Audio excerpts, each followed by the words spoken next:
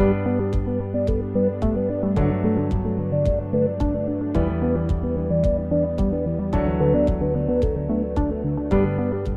standing inside Pure Project Brewing in the beautiful city of Vista in San Diego County. Pure Project is a brewery inspired by the tropics and gives as much attention to sustainability and community as well as it does its incredible beer. Pure Project is also known for brewing a wide array of beer styles. However, the challenge these different beers provide is that they all should be served in different glasses and at different temperatures. I'm Jeremy Storton. I'm an advanced Cicerone and the host of the Good Beer Matters podcast. I've partnered with Brewery DB to bring you Trusted BrewKnowledge. Trusted BrewKnowledge is a series of videos to help you better understand beer and what to make of it. Today we're going to talk about the ideal glassware and serving temperature for different styles of beers, and we're also going to talk about why this matters.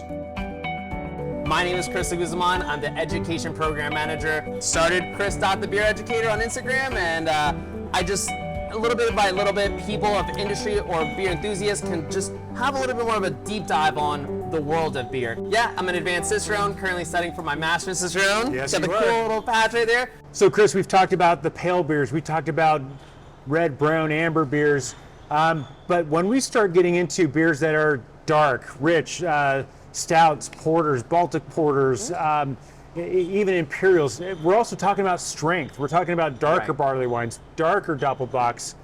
What does that do to our temperature in our glassware? Because I know that we're going into a completely different gear here. It is, and it's kind of like your nice chilled white wine leading over to your bigger, bolder red wines or cabs or cab sauves. So that's where you want to kind of, ideally, if it took so much ingredients to make, if it took more time to make, and if it costs more to make, put it in a proper glass. So we typically put ours in our house stemware, gold rim, beautiful house stemware. You're able to hold it, showcase it, and say, hey, this is the proper platform for it to shine. So those bigger beers, they open up immensely the warmer they get. So we'll typically on the flight board, we'll have them at the very end.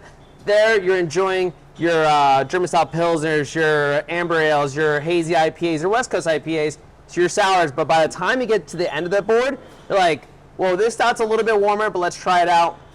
Oh, they used thousands of dollars worth of vanilla bean just so that it could shine at a little bit of a warmer temperature. Awesome. And I love glasses like this because I don't want to walk around with this and say, hey, everyone, do you see how fancy I am? That's not the purpose of this glass. The purpose of this glass is to get this so that it's shaped inward so I can swirl it to get those aromas that come out. And then the lip of this goes in and then comes back out. So it just kind of like, it's like that little ramp that just kind of pours into my mouth and just like really well without dribbling down my chin. And then if it's warm, I can hold it by the stem. If it's cold, I can cradle it in my hand and warm it up. This is a very fancy looking glass, but it's an extremely functional glass. Exactly. It's super versatile, and like you said, like that ramping out just sits on your lips when you're drinking it. Let it show. Be excited. And this is where breweries can take that next step and showcase and take a lot of pride in what they do. Put it in the nicest glass possible. A lot of people don't have the ability to have multiple glasses for every single style. If you have your bigger glassware, possibly one that really showcases sensory, such as this brandy snifter, and then something for those special beers, you've covered the bases.